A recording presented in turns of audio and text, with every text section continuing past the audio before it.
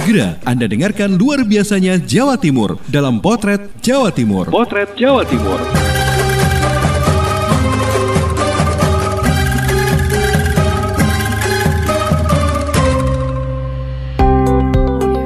Halo sahabat, Jawa Timur memang luar biasa. Mulai dari tempat wisata, kuliner, event budaya, UMKM, dan masih banyak lagi yang luar biasa dari Jawa Timur.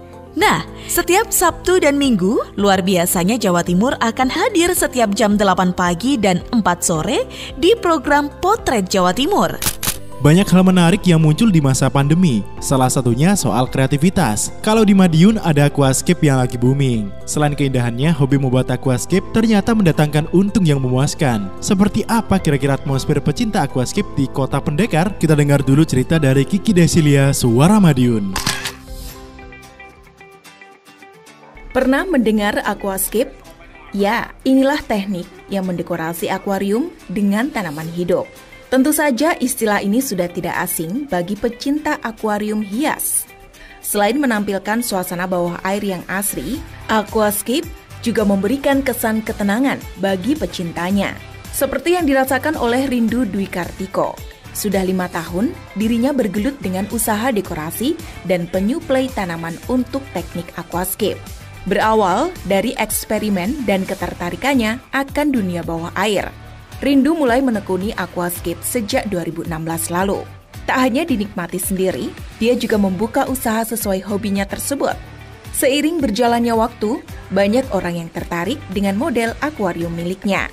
Rindu mengatakan, teknik aquascape membutuhkan kesabaran dan ketelatenan dalam merawatnya.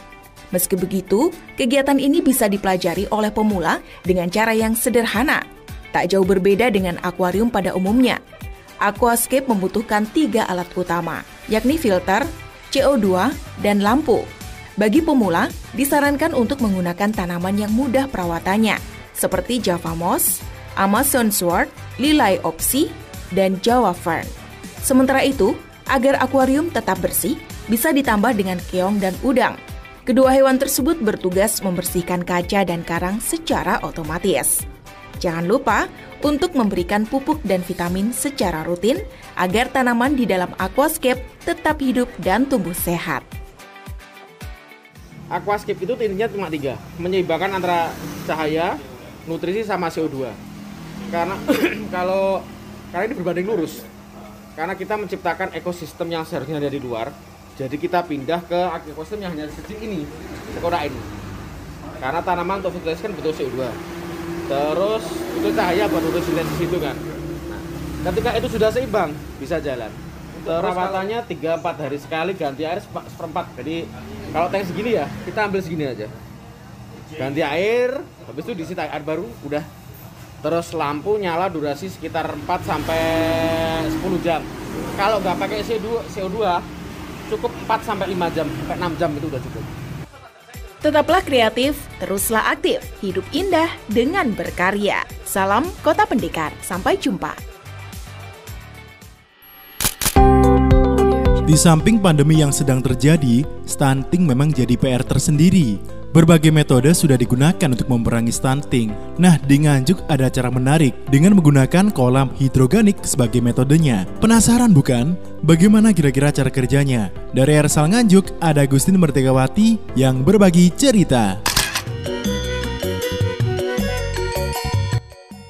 Kasus stunting atau kekecilan yang masih banyak ditemui di wilayah Nganjuk, salah satunya adalah karena faktor gizi. Mencegah hal tersebut terus terjadi, Sumadi menggagas kolam hidroganik untuk memelihara ikan dan sayuran di lingkungan rumah tangga. Jalan di Kelurahan Manguntiaran, Kecamatan Nganjuk, salah satu warganya adalah Priyo Sugantoro yang tengah mengecek kolam berbentuk lingkaran di seberang rumahnya di Jalan Diponegoro 1, Gang Seruni. Mengecek tanaman kangkung yang mengelilingi kolam dari cor beton yang berusia 2 minggu yang ditanam di potongan botol air mineral. Sepintas untuk teknik beternak ikan di kolam cor beton dan menanam kangkung yang dilakukan Priyo tidak jauh beda dengan teknik aquaponik lainnya. Namun setelah ditelisik lebih dalam, ada perbedaan yang mencolok, yakni dirinya menggunakan sampah organik sebagai media tanaman sayurannya. Kolam berdiameter 50 cm dengan tinggi hampir 1 meter. Dan menurut Priyo, beternak ikan lele sembari menanam sayuran merupakan hiburan. Memilih tanaman kangkung karena perawatan yang lebih relatif mudah juga sekaligus menghilangkan bau dari kolam. Ide tersebut datang datang dari Kasih Persampahan Dinas Lingkungan Hidup Kabupaten Nganjuk Sumadi yang setiap hari berkutat dengan sampah yang merupakan pionir kolam hidroganik di Kota Angin. Kolam hidroganik dibuat untuk memanfaatkan lahan tidak produktif. Dengan teknik mudah, warga bisa mendapatkan bahan nutrisi makanan dengan cara murah dan cepat. Karena hanya dengan satu langkah, mereka bisa mendapatkan protein hibani dari lele dan protein nabati dari kangkung. Pemenuhan protein hewani dan nabati di setiap rumah tangga menurut Sumadi akan sangat efektif untuk memerangi stunting atau kekerdilan. Karena masalah utama stunting adalah kekurangan nutrisi, dan nutrisinya bisa dipenuhi dari ikan dan sayuran. Melihat manfaat besar dari kolam hidrogonik, Sumadi lantas mengenalkan kepada masyarakat. Dengan biaya pembuatan kolam yang cukup menggunakan beton cor dinilai cukup murah. Demikian juga biaya perawatan ikan sayuran yang bisa saling melengkapi. Warga bisa berhemat, tidak perlu keluar uang banyak untuk membeli ikan dan sayuran. Awalnya Sumadi hanya membuat kolam hidroganik di tempat pembuangan sampah terpadu Kelurahan Kartoharjo. Setelah memanfaatkan beton cor untuk kolam, dirinya bereksperimen memanfaatkan sampah organik untuk media menanam sayuran. Sayuran-sayuran tersebut lantas diletakkan di dalam potongan botol air mineral dan ditata mengelilingi pinggir kolam. Seiring waktu, ada sayuran akan masuk ke air dan tumbuh dalam waktu cepat. Rupanya konsep hidrogonik membuat banyak warga tertarik, terutama untuk pemenuhan gizi rumah tangga. Selain di Kelurahan Kartoharjo dan Kelurahan Mangwit Karan Nganjuk, warga di Desa Senjayan Gondang juga memanfaatkannya dan sudah sejak tahun 2019 membuat kolam hidrogonik. Hingga saat ini total ada sekitar 500 kolam hidrogonik yang tersebar di wilayah Nganjuk. Berharap ke depan akan semakin banyak kolam di lingkungan rumah tangga sehingga mereka tidak perlu lagi kesulitan untuk memenuhi kebutuhan gizi keluarga. Dari Agustin Merdekawati, Suara Anjuk Ladang Nganjuk.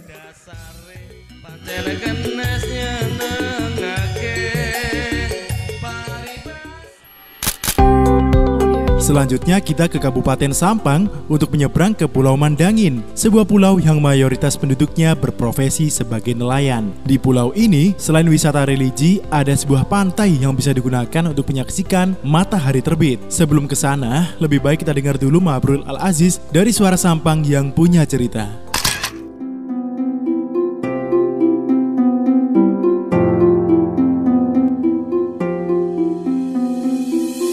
Wisata Pulau Mandangin yang terletak di Pulau Mandangin, Kabupaten Sampang merupakan tempat yang ramai dengan wisatawan pada hari biasa maupun hari libur, di mana tempat ini sangat indah dan sangat menarik untuk dikunjungi.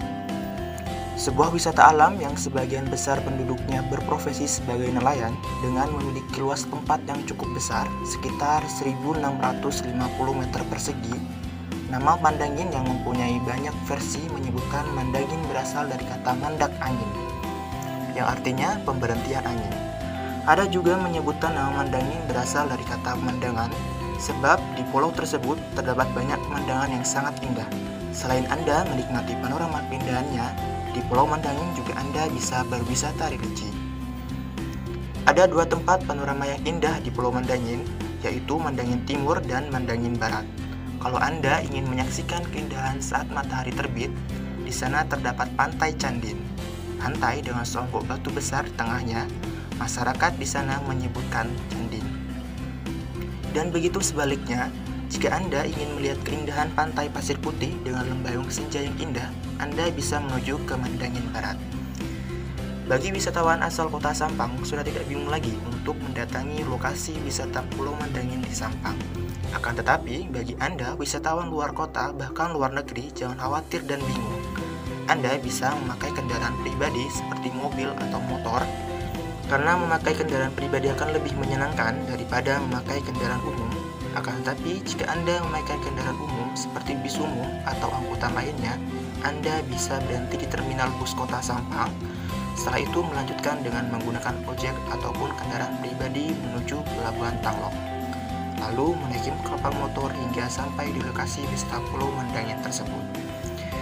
Nah, bagi Anda disarankan saat berada dan berkunjung di Pulau Mandangin di Sampang, pastikan Anda membawa bekal dan menjaga sikap juga menghormati dan menghargai peraturan yang sudah ada di sana.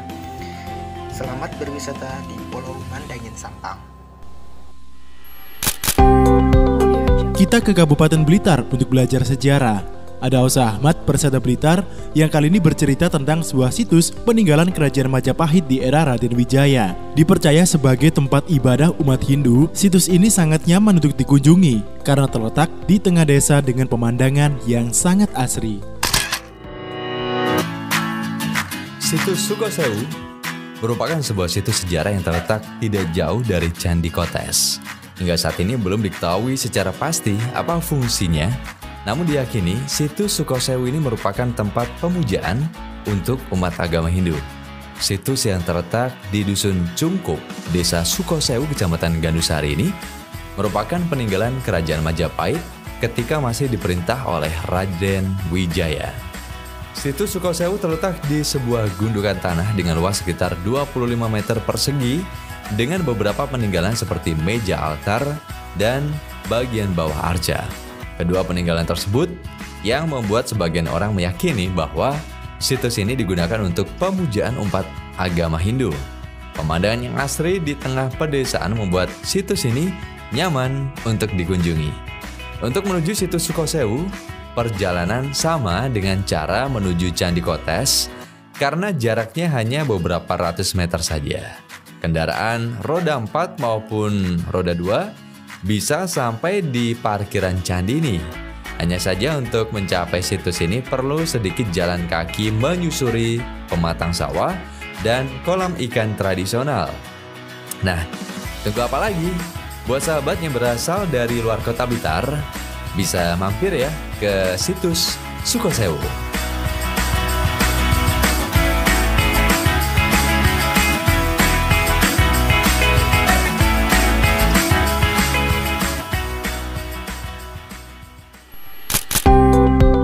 Sahabat, ada sebuah agrowisata Blimbing yang sudah cukup eksis bagi wisatawan yang mampir ke kota Blitar. Di sini akan banyak ditemui olahan blimbing dan yang cukup terkenal adalah dodol blimbing Karangsari. Selanjutnya kita dengarkan cerita dari Afik Rahardian, Mahardika, Kota Blitar.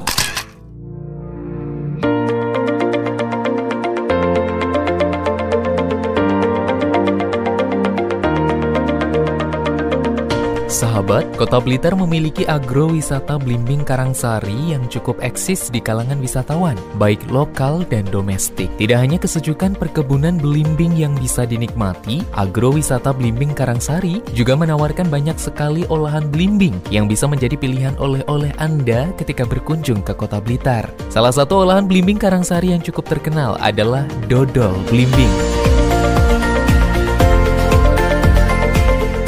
Anda mungkin juga sudah sangat akrab dengan jajanan tradisional satu ini. Dilihat sekilas, dodol mirip dengan jenang, namun keduanya memiliki perbedaan. Jenang lebih lembek daripada dodol, lebih basah, berminyak, dan umumnya dijual dalam bentuk lempengan atau plastikan. Sedangkan dodol memiliki tekstur yang lebih kering dan kesat, biasanya dijual dengan pembungkus plastik dengan ukuran 2x1x3 cm.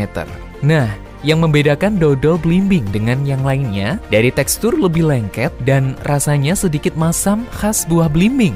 Bahan utama membuat dodol adalah santan kelapa, tepung ketan, gula pasir, gula merah, garam, dan belimbing itu sendiri.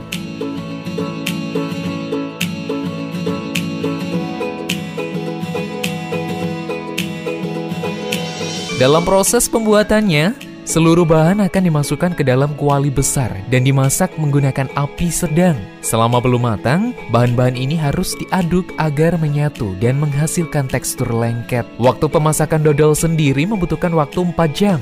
Jika kurang dari itu, maka dodol kurang enak untuk dimakan. Dodol blimbing di Kelurahan Karangsari banyak dikembangkan warga sekitar. Bahkan, pihak kelurahan juga memberikan dukungan penuh dengan menghadirkan pelatihan pembuatan dodol blimbing ke pedagang kuliner, pelaku usaha kecil menengah, dan tim penggerak PKK. Tidak hanya itu, mereka juga mendapat materi dan motivasi untuk mengembangkan dan memasarkan usahanya. Hal ini seperti yang disampaikan Aris Setioningksih, Kepala Seksi Pemberdayaan Masyarakat dan Pembangunan Kelurahan Karangsari, Kecamatan Sukorejo, Kota Blitar. Selama ini kan kita mengetahui bahwa sudah banyak sekali diversifikasi pangan untuk blimbing, bermacam-macam olahan blimbing. Cuma khusus untuk dodol blimbing, kami concern untuk secara khusus mengadakan pelatihan untuk membuat dodol blimbing. Nah, diharapkan nanti setelah pelatihan ini muncul wirausaha baru yang akan mengolah blimbing. Nah, sahabat, Jika Anda ingin mencoba dodol blimbing Karangsari, Anda bisa mendapatkannya di Pusat Oleh-oleh Agrowisata Blimbing Karangsari atau di Kampung Kuliner Blimbing Karangsari, Jalan Salak, nomor 53 Karangsari. Harganya cukup terjangkau. Untuk kemasan kotak kecil saja dengan isi 20 biji dijual dengan harga 10 hingga 15.000. Selain dodol, Anda juga bisa berburu olahan blimbing lainnya, mulai dari manisan, sirup, hingga keripik blimbing. Saya Alfik Rahardian, Mahardika FM untuk Potret Jawa Timur.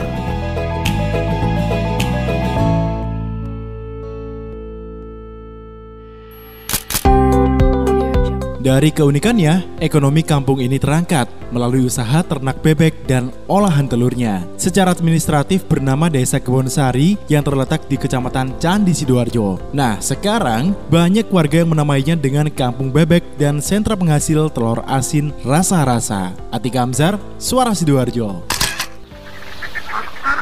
Berada di Kecamatan Candi, Kabupaten Sidoarjo, awal dari produksi telur asin dengan rasa yang bermacam-macam, tepatnya di Desa Kebonsari. Nah sahabat, Desa Kebonsari terkenal sebagai Kampung Bebek, dan karena itu pula dikenal juga sebagai sentra penghasil telur asin bebek. Desa Kebonsari dengan jumlah peternak bebek yang besar jadi keunikan tersendiri. Selain terkenal dengan bebeknya, Kebonsari juga terkenal dengan telur asin rasa-rasa. Ada rasa udang, kepiting, dan beberapa rasa lainnya. Nur Hidayat, Ketua Asosiasi Kelompok Peternak mengatakan, karena bebek, Kebonsari jadi tujuan wisata. Tadi menjadi tujuan wisata, termasuk salah satu tujuan wisata. Karena keunikan tempat peliharaan yang langka, jadi semakin masyarakat semakin modern, peliharaan seperti ini kan semakin langka. Tadi bebek, kampung bebek, karena kan ini semakin maju suatu generasi semakin langka peliharaan seperti ini lah. Ini merupakan suatu sentra, jadi di telinga masyarakat itu lebih asik kedengarnya gitu. Sementara ini memang kita lihat pertama itu dari pemeliharaan, dari tempat pelihara. Yang kedua tentang produk telur sementara ini. Jadi rencana ke depan itu untuk mengembangkan di wisata kulinernya. Artinya dari produk-produk bebek, peliharaan bebek itu dari menunya, dari dagingnya kita masak dengan berbagai olahan, entah bebek goreng, entah bebek oven, entah bebek ini. Semua itu rencananya begitu. Jadi kita banyak menawarkan wisata kunjungan di sini berbagai hal gitu. Sebagai satu tujuan wisata yang juga punya konten edukasi, Desa Kebonsari juga sering dikunjungi. Tidak hanya rombongan perorangan, tapi juga lembaga atau instansi. Kunjungan kira-kira 1 minggu itu hampir 5-7 lembaga. Artinya dari TK sampai universitas sampai dinas itu pasti ada di sini tadi. Nah saat ini hasil produksi telur bebek Desa Kebonsari lebih dari 60% dikirim keluar daerah seperti Banjarmasin dan sisanya untuk pasar lokal. Saya Atika Amzar.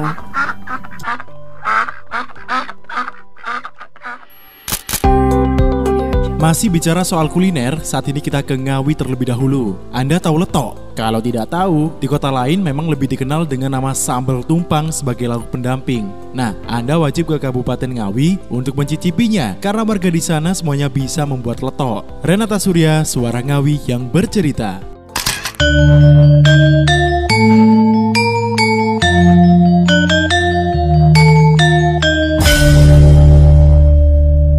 Kota kecil surganya kuliner, itulah sebagian perantau menyebut kota Ngawi. Banyak macam kuliner khas yang membuat perantau kangen pulang ke Ngawi. Salah satunya ialah kenikmatan rasa yang tidak bisa didapatkan di kota lain, ialah letok. Apalagi jika telah diracik oleh tangan yang tepat. Letok Mbah Jan salah satu yang terkenal di Ngawi. Meskipun di Ngawi banyak sekali penjual letok lainnya, namun warung letok Mbah Jan selalu ramai pembeli. Makanan letok hanya disebut oleh orang Ngawi saja. Di kota lain menyebutnya dengan sambal tumpang dan hanya dijadikan lauk pendamping. Namun di Ngawi, letok disajikan sebagai mahkota lezat di atas nasi hangat mengepul beralaskan daun jati maupun daun pisang. Terbayang nikmatnya kan? Hampir semua warga Ngawi mampu membuat menu letok sendiri dan merajai di meja makan, membuat siapapun tak mampu menahan lapar. Bahan dan bumbu yang mudah didapat membuat letok mampu dibuat siapa saja. Kelezatan letok Mbah Jan pun tak kalah populer. Belasan tahun berjualan pun tak mengurangi pelanggan yang datang. Bahkan andalan para perantau. Catat ya, harus datang pagi, karena jika kesiangan sekitar pukul 10 terkadang sudah kehabisan loh. Letok memang sangat menggoda, apalagi ketika dicampur dengan tahu pong, daging, kikil, koyoran, iso, ataupun babat. Semakin meliuk-liuk di lidah pecinta kuliner tradisional. Dan bahkan jika letok sering dihangatkan atau untuk dimakan esoknya, akan semakin nikmat rasanya. Untuk Anda yang sudah tidak tahan membayangkannya, silahkan langsung saja datang ke Kota Ngawi. Pastikan jangan kesiangan ya, karena nikmatnya letok dimakan ketika pagi hari. Buktikan saja ya sahabat. Saya Renata Surya, Suara Ngawi.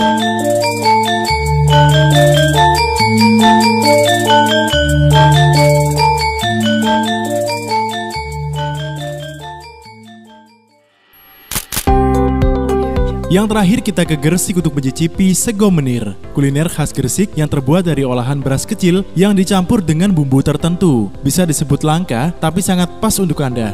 Harganya terjangkau tergantung lauknya. Bisalah untuk masuk daftar makanan yang harus dicicipi saat masuk ke kota industri.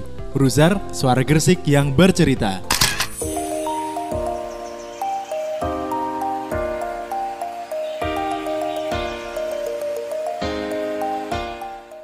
Sahabat, kita jumpa lagi dalam Potret Jawa Timur. Apa kabar semuanya? Semoga sehat selalu ya.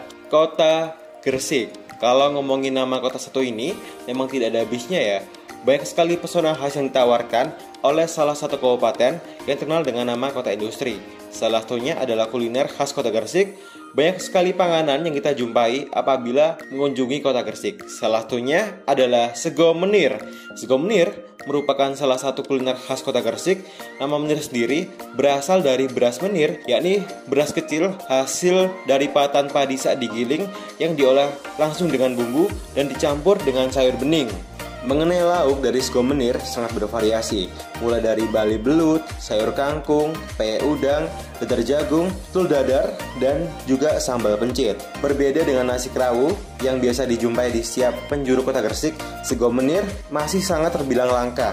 Tidak banyak penjual nasi yang menawarkan menu sego menir. Sego menir dapat ditemui di daerah Akin Kayat yang berada dekat dengan Pasar Gresik, juga Pelabuhan Gresik. Nah, mengenai harga dari sego menir sangatlah terjangkau.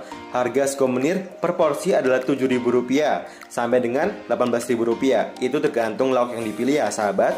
Jadi, kalau mampir ke Gresik, jangan sampai tidak mencoba sego menir ya. Saya Ruzar pamit undur diri, melaporkan dari Suara Gresik untuk Potret Jawa Timur.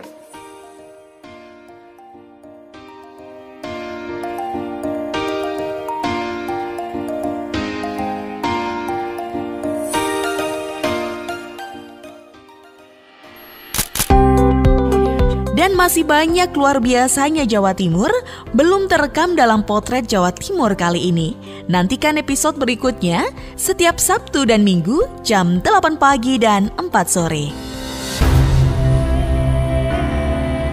Anda sudah menyimak Potret Jawa Timur disiarkan serentak di Suara Sidoarjo, Persada Kabupaten Blitar, Mahardika Kota Blitar, Pradia Suara Tuban, Ralita Pamekasan, Ersal Nganjuk, Suara Madiun, Suara Gresik, Suara Kota Probolinggo, Suara Lumajang, Suara Ngawi, Suara Sampang, Suara Pacitan, Suara Pasuruan, Blambangan Banyuwangi, Magetan Indah, Wika Mojokerto, Malawapati Bojonegoro, dan RGR Tulungagung.